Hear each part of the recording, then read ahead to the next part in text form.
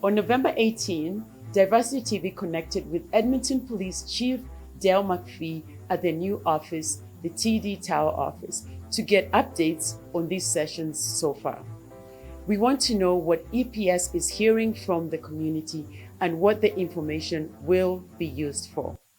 I think we heard loud and clear through the community and through, the council hearings and through what's happening outside of our borders in Edmonton too. A lot of it even down south. And I think it was a time for us to have an inner reflection on ourselves. We felt and we strongly believed, and we still believe, that the biggest missing piece to this was action.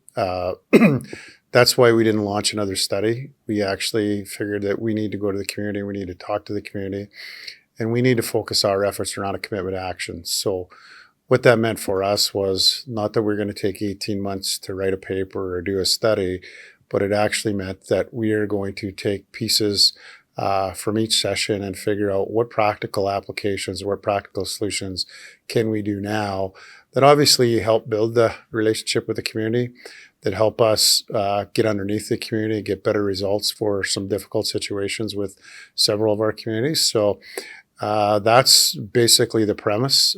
We put a team to it. You saw the team operate and activate in this. It came out of our value and impact division taking the lead. Some of our communications folks working collectively together to basically go out on a campaign of listening with action in mind, but also a time where we could actually learn not only about good stories or bad stories, because we've heard both and we've heard several, but let's focus on solutions. What are those things that actually you think or the community could think that can make a difference in actions in Edmonton that not only build trust and legitimacy within policing, but focus on community safety and well-being and put our citizens at the center. So I think it's the ones that I've been at, and I've been at a few, and my team has been at others. They've been pretty good, and they've been humbling. They've been refreshing. I think a lot of words that come out after when we do a reflection through Donna Cross, who's moderating these sessions, there's a lot of good energy coming out of that. And that energy is about solving problems, not about just pointing fingers or blaming each other. Well, we're hearing lots of different things. And I think we're all well on our way to implementing some of the things. One of the things was new experiential learning with our recruits. In other words, can we spend some time with our social agencies to actually focus on what we can do different and what we can actually do to understand some of the issues that we're seeing. I think we've heard, and there's been a real high focus on trauma. There's no question trauma's at the root of this, and whether it was trauma that's happened in Edmonton or sometimes in some of our immigrant communities, it's trauma before they've got here. I think there are a lot of things that we've already started to implement in relation to trauma-informed training. We're starting to take that to patrols as well and to the rest of our service.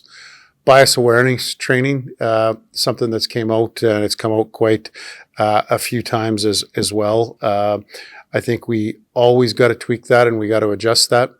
One of the things that I heard loud and clear, and I still remember this vividly from one of the sessions, is, we have police officers that are going for a very high, let's say at risk, dangerous call, and the next thing they're dealing with a homeless person, an individual, and that could sometimes be within minutes. And taking that minute to pause, reflect, and giving people the ability, the training and the space to be able to switch gears. I think we heard that loud and clear. Peer intervention training, I think, was another thing too that we've seen and we've already started to adjust. So it's one thing when one officer is going to a call, and it's another thing when we've got several going, and if it's something that's generated from that call and the emotions are up, I think it's a good way that peers that haven't been involved in the situation can de-escalate. So we focused on that. I think there's other aspects of that in relation to data and the ability to actually work underneath communities and with communities to make things sustainable. And we've got some work that we feel that we can do in that particular area. So there's lots. There's a few others that I can think of right now, but what we got to make sure is the ones that we're going to go forward with right now, we got to be able to deliver on them. I think we've got a great opportunity to deliver on the ones that I just mentioned, but I think there's going to be a whole lot more that we can do in this space as well. And it's amazing in the city. There's a lot of solutions in the community. I mean, right from doing a podcast and working with building bridges. I mean, what an opportunity to look at our African Canadian community and work with some young, bright, vibrant guys and their team to figure out how we can deliver our messages better and how we can work with the community to gain momentum. And it's not about our idea or their idea. It's about collective ideas, and collective ideas, I think, are what we've really been able to put forward, and I think will become the focus of a lot of these actions. Hiring diversity on the front end is also going to expedite some of the change. So I spoke last week at recruit class 149 when they were sworn in, and just out of that, so there was 32 EPS members in that class. 11 were women, 21 men, 9 visible minorities, 1 Indigenous member. Languages spoken: Punjabi, Hindi, French, Korean, Tagalog, Polish, Cantonese, Urdu, Spanish, and English. Countries of birth: India, the US, the Philippines, Zimbabwe, Jamaica. Provinces of origin: Alberta, British Columbia, Manitoba. Education: economics degree, education degree, geography degree, criminology, sociology, behavioral sciences, health sciences, English, general studies, psychology, criminal justice, nutrition, EMT certificates, police studies programs, trade certificates, and tons of real life experience. That's in one class. And then the class we are just introducing here now for November, 30 people hired, 17 or 57% from underrepresented communities, 5 women, 3 people from Indigenous backgrounds. The Indigenous number is the highest that we've had in our past 4 classes in one class. 7 people originated from countries other than Canada. Collectively, the group speaks 9 languages other than English. 13 of the recruits participate in our Recruit Mentoring Program Academy, and 25 of the recruits completed post-secondary schooling. So I think in a full credit to our recruiting, they're knocking it out of the park. But again, we got to make sure that we continue to do that and progress that throughout all levels of our organization, and we're working on that as well. So I think, as I've always said, first and foremost, we need to protect that, because that is the wins of some of the change and the wins of changing some of the demographics of our police service. But it's more than that. It's about actually given the ability to think differently, because we've said at the police service, and we've adopted this, that diversity isn't just about race or gender, but it's also about thinking. And when we put those 3 things together, it tells a pretty powerful story, but it also brings a lot of ability to look at our problems with different lenses. And I think that's where our main focus has been on recruiting. And I'm very, very pleased with where it's going at this point. Obviously, with some of the uptick in COVID, we've kind of backed off with the community presence piece. We've went to Zoom online. We did our first one here the week before last. I thought it went quite well. It's not ideal because I like to be there and interact, but we did a pretty good job, I think, of interacting. I think my people did a great job of connecting with people. Everybody had the ability to speak. So I think, we're getting there. That's going to be the new way. We've also got an online mechanism set up in a website that people can put their input in. I think we've talked to well over 100 people. We've hosted 3 of our own events. The communities have hosted some, so we provide support for communities to host some of these as well. And they're all COVID respectful and COVID friendly. So, we maintain the right protocols, and our folks have done a great job. And we've also been able to introduce some of our frontline community safety officers in relation to hearing these stories too, because I think it means a lot.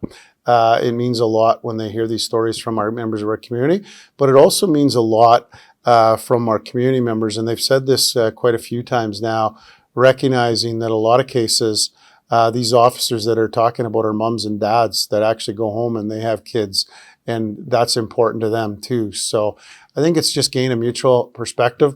Some say it needs to be somewhat more critical. Some say I think it's been both. And what I really like about it is it's really not about the positives and negatives. It's about the solutions.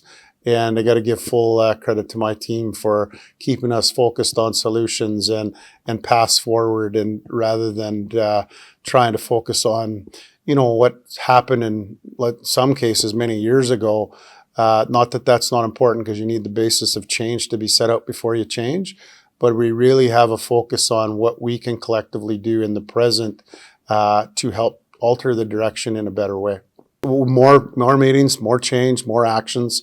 As you know, and you and I have had a chance to speak, we didn't come just to sit in a chair and listen, to write a white paper, to sit on a shelf.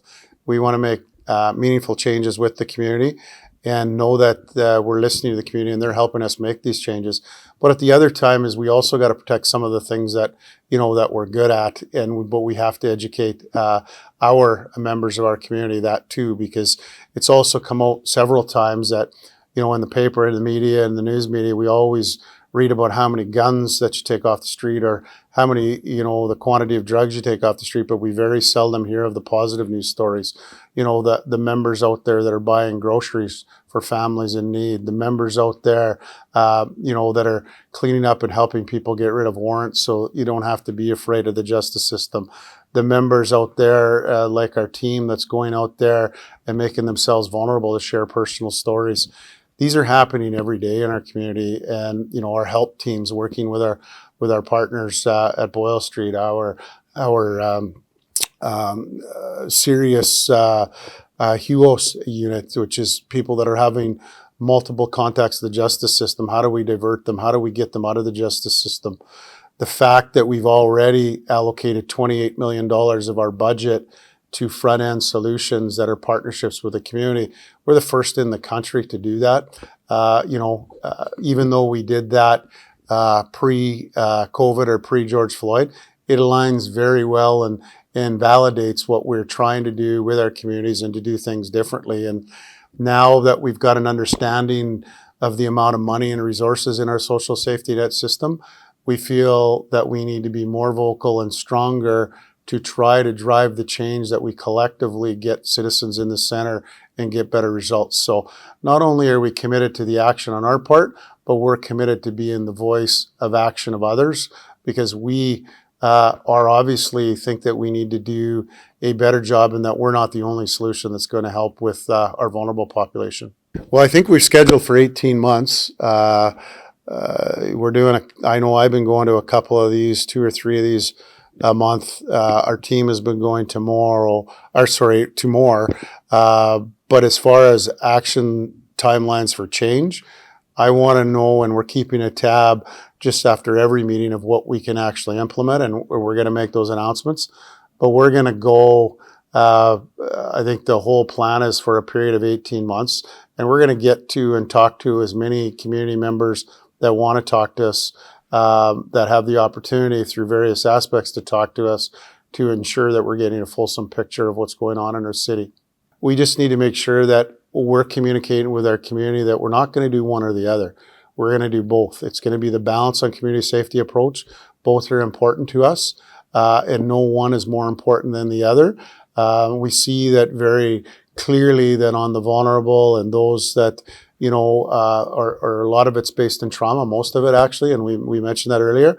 A lot of those don't need to be in the criminal justice system, but we need to play a connecting part to that, to get them into the right services at the right time, to take them out of the justice system and other systems, including health.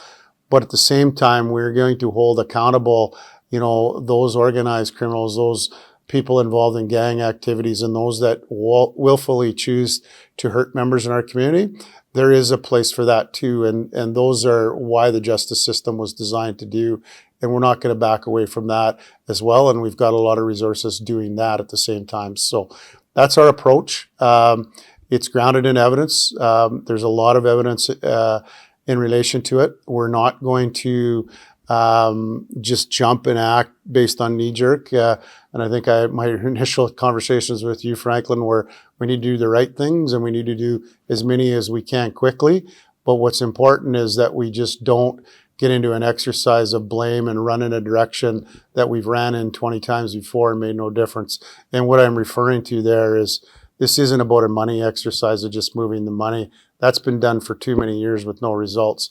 We want to work with the community to get outcomes and meaningful change, and that will continue to be our commitment. And we'll work on this as long as we need to work on this.